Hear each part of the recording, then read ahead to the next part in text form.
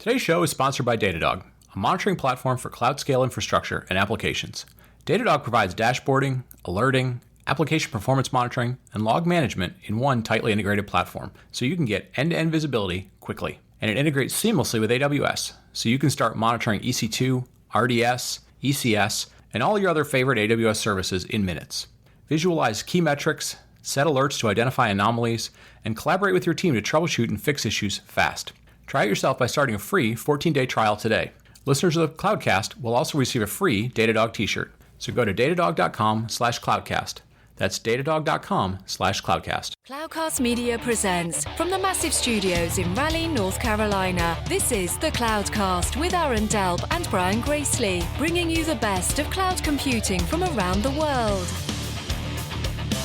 Good morning, good evening, wherever you are, and welcome back to the Cloudcast. We are coming to you live from the massive Cloudcast studios here in Raleigh, North Carolina. Hope everybody is doing well. We are coming up on the end of May, moving almost into June. The springtime is getting close to coming to an end. I guess we got a couple more weeks of spring left, and we'll be getting into summer here sooner than later. So things will be warming up. Hopefully everybody's doing okay. Everybody's staying safe, and wherever you are, hopefully you are safe, and the ones around you are safe as well. So we're going to jump into cloud news of the week. Got a couple of interesting stories this week. A little bit of variety, which is always nice.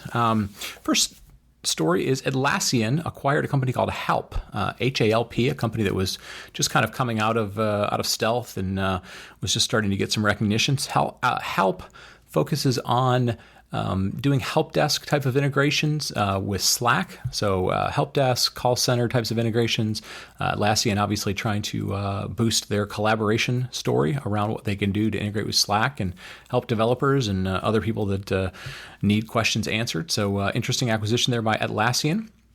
Second one was ThoughtWorks, a company who is very well known for doing a lot of cloud native integration, a lot of application modernization, and always sort of being a thought leader, if you will, in new application development styles and trends. They just released their Radar update, which is a kind of a quarterly or maybe every 6-month sort of newsletter they put out that is kind of the big trends that they're seeing. And obviously they are influenced heavily by the work they do with their own clients and customers. So always a good read about what they see as kind of trends that are happening, technology that are starting to mature and so forth. So we will put that in the show notes.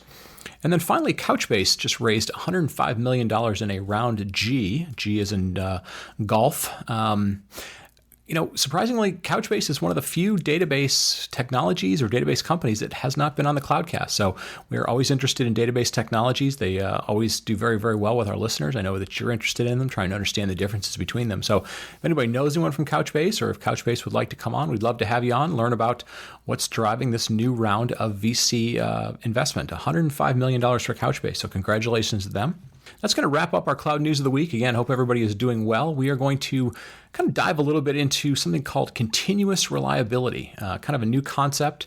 Obviously, we all want to make sure our applications are reliable, but designing them can be a little challenging. And then obviously, trying to figure out how to make sure our teams are prepared for continuous reliability is always interesting. So we will get to that right after the break. Hey, DevOps and SRE folks, do you feel like you may be spending too much on log management and observability?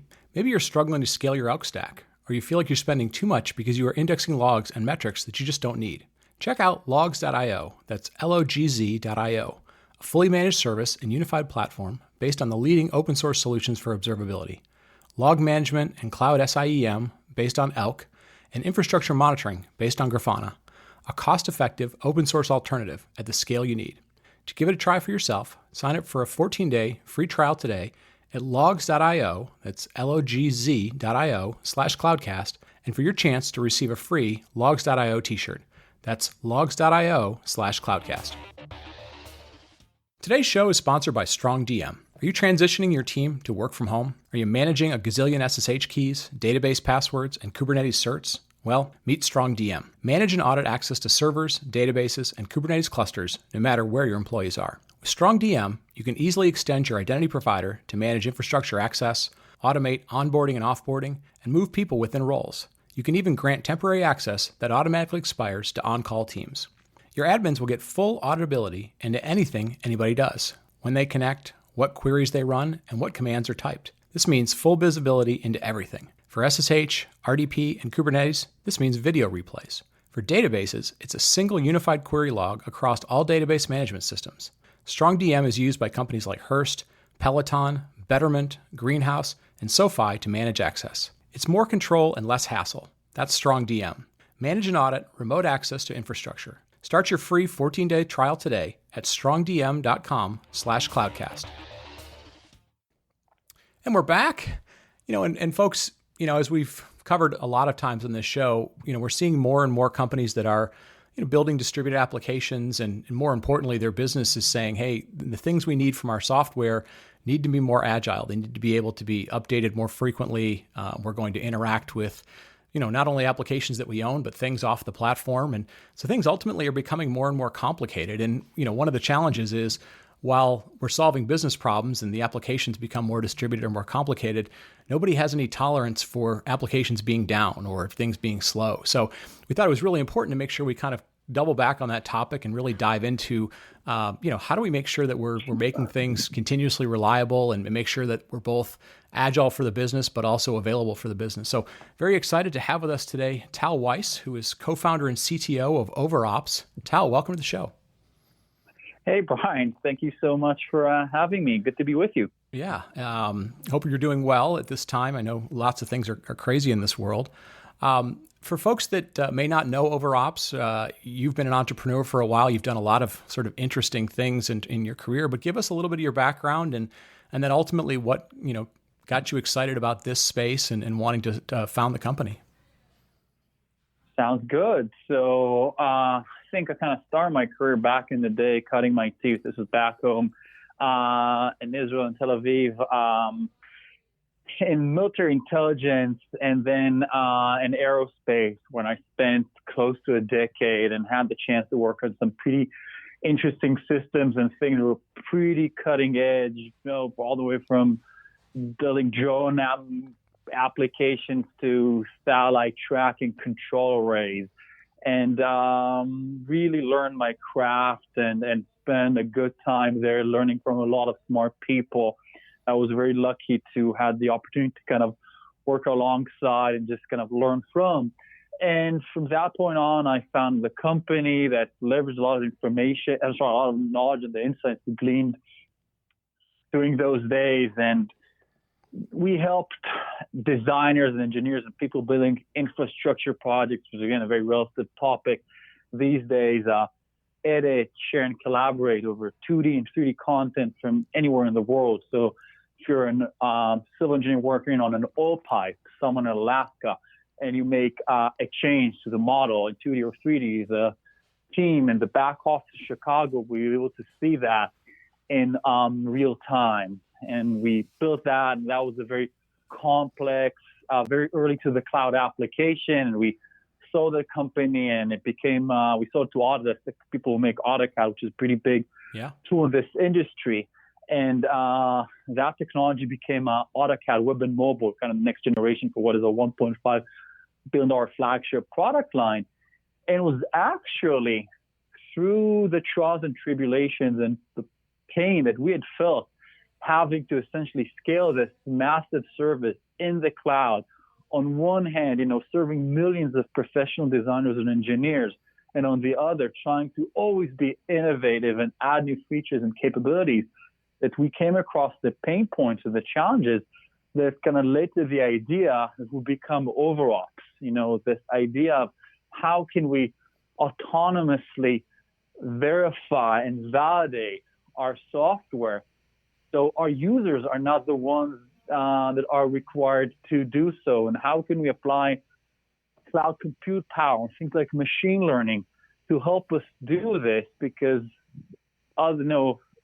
if we can't do that, then it's always going to be manual and painful. And as you said, nobody nowadays has the tolerance, and users are not willing to essentially support and stand for any application that has downtime or slowdown. So that was kind of the idea, and we built a pretty cool technology, I hope, to help folks with that. Yeah, and I want to dive into the things that you guys are building at OverOps. I mentioned the term continuous reliability. I grabbed that not only off your website, but just the concept was sort of interesting to me. But before we dig into that, I want to kind of talk about this transition we've seen, right? You talked about having worked on some complex systems back in the day, obviously mission critical, but sort of they were built as these big events. They were kind of waterfall. Deployment was sort of a big bang type of theory. We're now seeing that broken up into chunks, and that's great for being agile, but sometimes it makes it difficult to know, will it all work? Will it work in production, or it got out into production, but was it optimized? Like, what sort of problems do you see this new approach that we have, which is more flexible, more agile, create downstream in terms of production challenges? Yeah, well, if you look at traditional systems, and we kind of use the word monolith, right? The word monolith means one big thing, right? One big component. And in this new world that we're moving towards, where we want to rapidly innovate, we want to push things out into the market much faster, everything gets componentized, gets broken down. We had monoliths, then we had service-oriented architecture, right? And now we have microservices, and I've even heard like nano services, right? So everything's being built into much smaller and smaller components. It's a supply chain of sorts. Again, another term that's very relevant to these days, where when you look at something even like a car, right? It's not made of this one big thing that drops. It's essentially, it's a component of thousands of different parts made by different companies, and they all have to work together super well. And the challenge becomes, when you have all these moving pieces and everything keeps changing, and there's no longer this, we're all going to, January 15th is when we drop the annual release. So all these teams, all these groups are continuously pushing out new releases, new versions, new artifacts, because they want to keep, innovation, and they want to get their stuff out. This creates a huge challenge for companies to make sure that, you're continuously delivering software and you're continuously integrating software, and you're investing all this money, effort, resource, and time creating these sophisticated pipelines. But how do you ensure that at the end of the day, all those good intentions don't lead to a bad product, into an unreliable experience? And that is a big challenge that a lot of companies, again, going especially to the time that we live in these days, where things are volatile, markets are changing, environment is changing. How do we make sure that any vulnerabilities, any weaknesses, any points of weakness in the software don't end up essentially being found by users? It's a big challenge for the industry, and it's part of the growth that it must undergo to kind of get to that next level. Right. Yeah, absolutely. You guys, OverOps uses a term, and I mentioned it before, continuous reliability.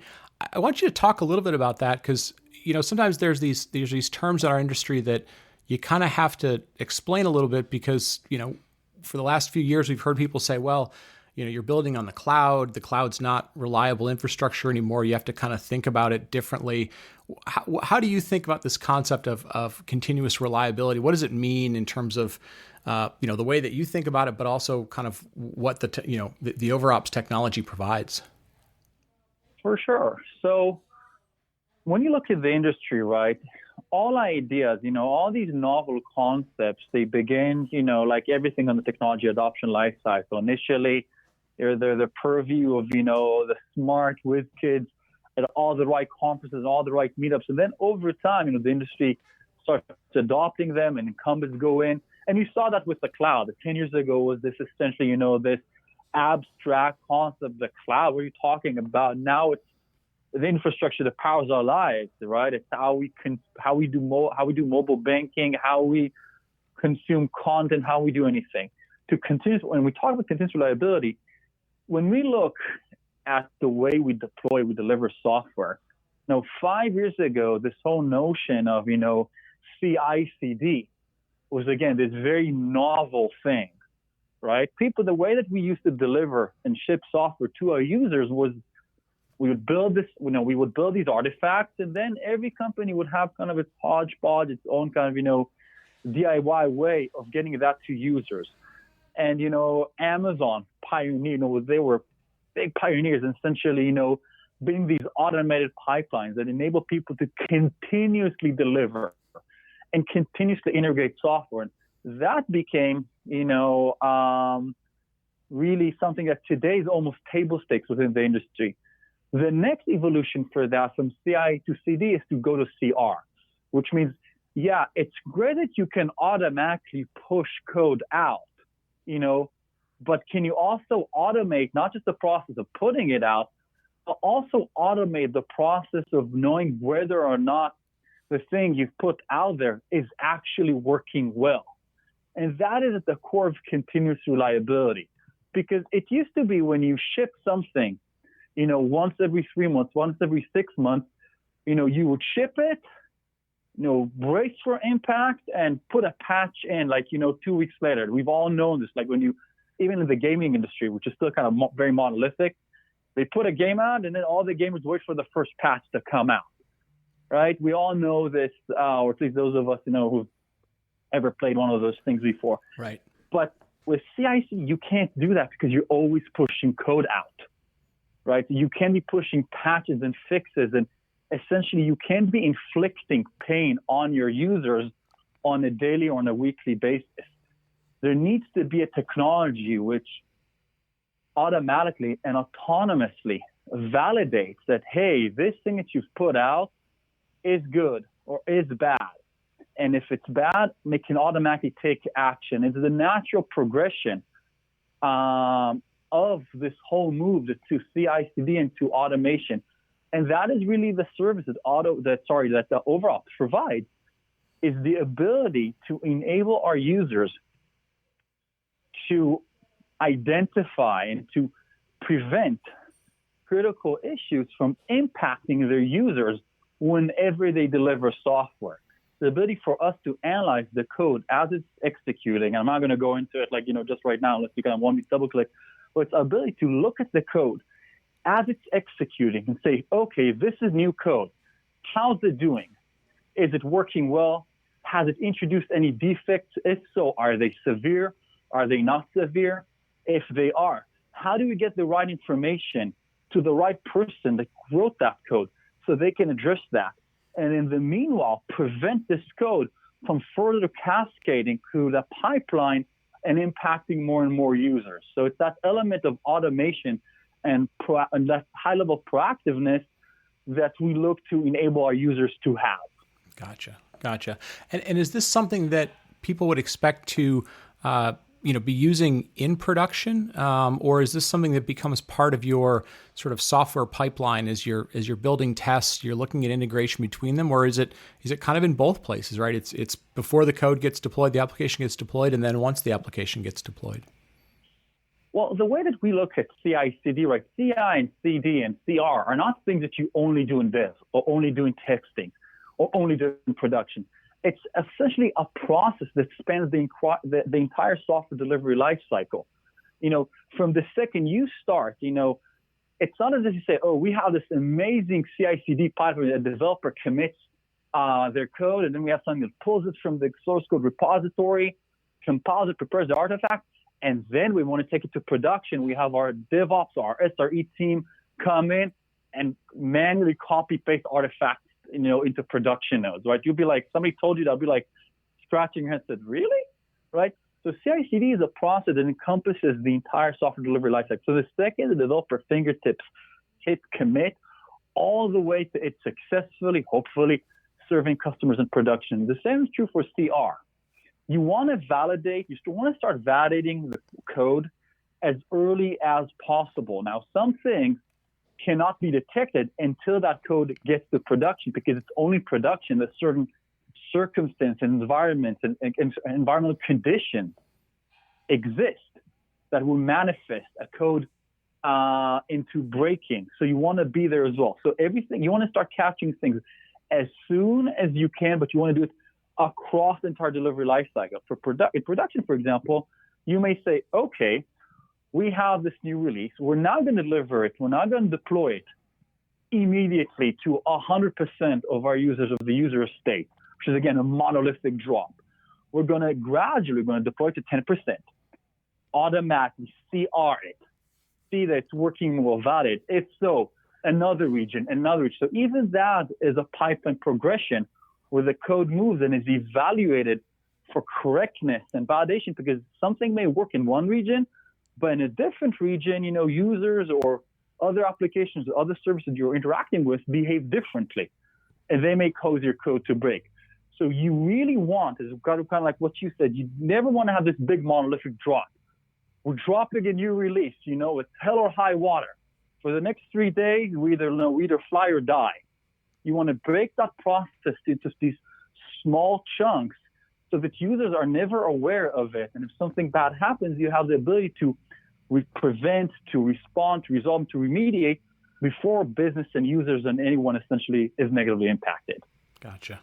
Makes sense. Makes total sense. And again, these things are all, kind of new concepts for people. It's, if you're in certain parts of technology, it's kind of like an A/B test, or it's sort of a canary deployment, but, being able to do that and then have, not just do the deployment, but have the feedback mechanisms, be able to roll out, rolled back to changes. There really is kind of a broader set of things that are needed more than just, we did a blue-green deployment or a canary deployment or something. And I think that's kind of the space that you're really helping to define.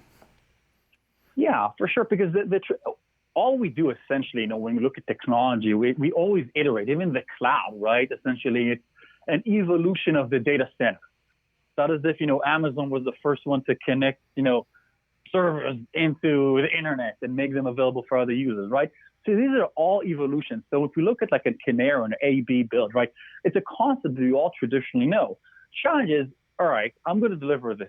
Let's say I've got 1,000 nodes in production. I'm going to deploy that to 50, and then to 250, then to 1,000. But and I'm going to do that every day, because every day another team is deploying. We have a larger state, we have multiple teams. They may be deploying something that's trivial, or they may be, doing a full-blown feature release. The question is, how do they validate it?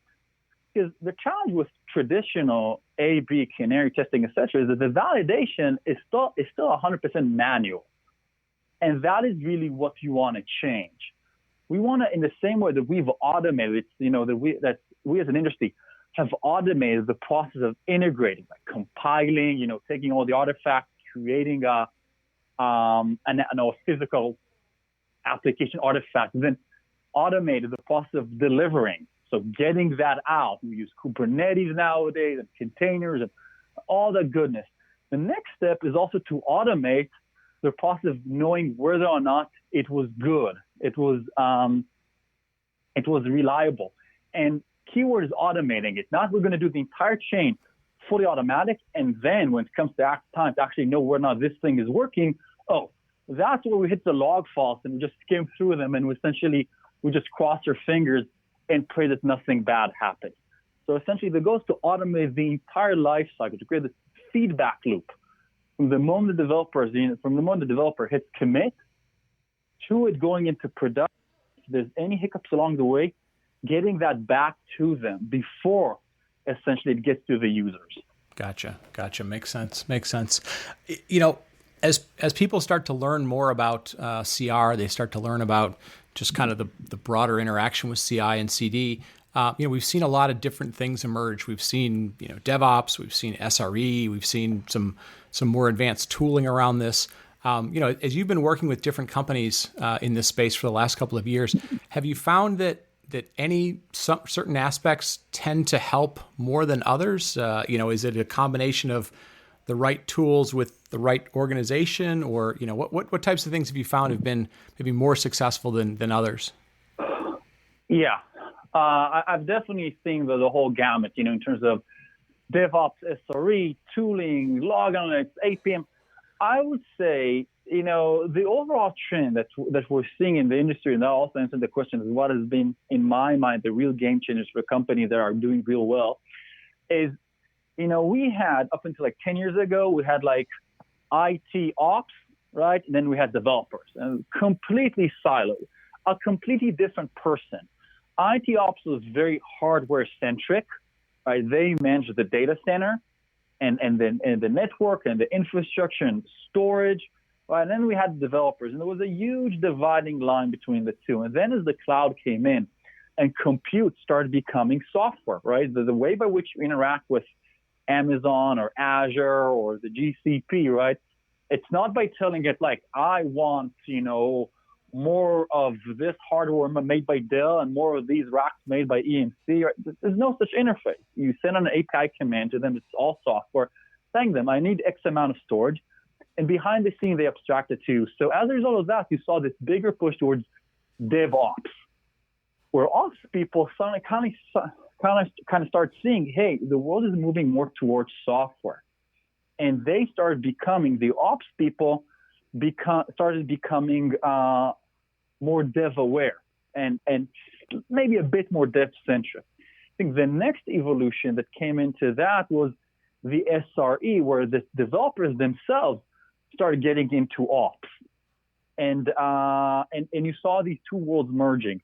And to your question, the companies that we've seen that have the big game changer, it's never like a tool. It's never like, oh, we now have this API version like 12.5, and now we're crushing it. What we've seen to be the real game changer was the more developers essentially stepped into the front line, the more they became production aware, the more they became coding their applications to be production aware, the more everything was designed from the standpoint of, oh, I'm just going to write this piece of code and I'm just going to push it. And 3 months from now, if there's something bad happens to the customer, we're going to hear about it. The more the mindset became, I write this code, I own this code, and I'm instrumenting and I'm thinking about the code from a standpoint of how will I be supporting it in production. And that is really the SRE movement. That is where we've seen companies have the most success. It's not so much of like there's a silver bullet out there, as much as the more developers are, front and center are on the front lines. That's where we've seen the more success. And the way we build OverOps specifically from our standpoint, it's all about empowering the developers. So when something bad happens anywhere across that delivery life cycle, they have the information that they need, not necessarily the information that a traditional IT ops person needs, but the information they need to understand what broke their code in that specific region, in that specific instance, while targeting a specific microservice. Because those are the challenges they need to deal with. And be it with OverOps or with any other tooling, the more that mindset exists, the more that SRE thing is happening, the more we see companies being able to stay nimble, agile, and really kind of succeed in the market. Yeah, no, it makes a ton of sense. And I think it really does highlight that, what we're doing is we're breaking down a lot of the kind of previous barriers of, write the code independently, have a big, event to hand it off to operations and security, and then kind of get out of the way. There really needs to be, kind of much more bridges built between the application team, people that understand the application, getting things into production more frequently. It is a bunch of steps, like you said. It's not one silver bullet. I'm going to kind of wrap up with one last question for you, and then we'll let you go. As you've worked with a lot of companies on this and you've seen learnings, any tips for companies that are kind of beginning to go through this process, and some things they can learn or things they can avoid to kind of begin to be more successful at combining CI and CD with CR? Yeah. So I think it all starts, for example, if we take an analogy from the world of like information security, right? All professional developers know that, they have to write their code in a secure manner, right? It's not like, oh, I'm not going to put any attention to how I write my code and the firewall is going to take care of it, right? Because that would be the tradition, like, okay, I'm the dev. I'm not a security person. I'm not an infosec person. I'm just going to throw the code artifact over to them and the firewall will take care of it, right? And because we're pretty mature and the world of information security is pretty advanced nowadays with cybersecurity and threats, people will be looking at you and say, no.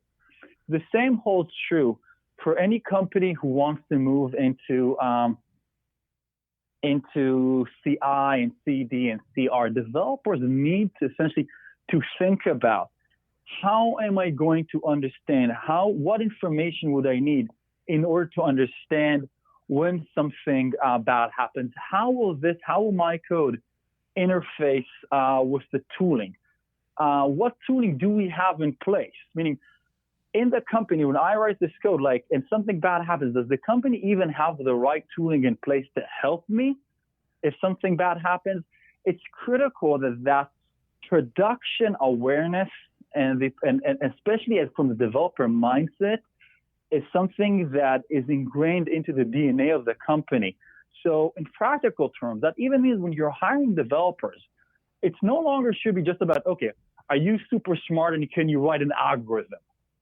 You know, it's also like how operationally aware are you? You know, those are things that the more the companies focus on, the more they ingrain into their culture, the more it's going to be easy for them to break up those monoliths and kind of get into that new world that we're all trying to cross that bridge and get to. Yeah, no, it makes a ton of sense. And again, it's this recurring theme, this recurring concept of, it's no longer a standalone activity, right? It's a continuous activity that you've got to make sure that you can not only be responsive to the business needs, to what your users are, how they're interacting, but then be able to make changes to it as you move along. Tal, thank you so much for the time today. Really enjoyed the conversation. Great to sort of learn more about continuous reliability. Folks, as always, there are a number of things in the show notes to help you look at follow-up about, how to reach out to Tal, how to reach out to OverOps and so forth. So with that, again, Tal, thank you so much for the time today. Folks, with that, we're going to wrap it up. Thank you, as always, for listening to the show. Thank you for telling a friend about it and helping us grow the community. And thank you for giving us feedback and ratings on iTunes and other places you get your podcasts. So with that, we're going to wrap it up, and we will talk to you next week. Thank you for listening to The Cloudcast. Please visit thecloudcast.net to find more shows, show notes, videos, and everything social media.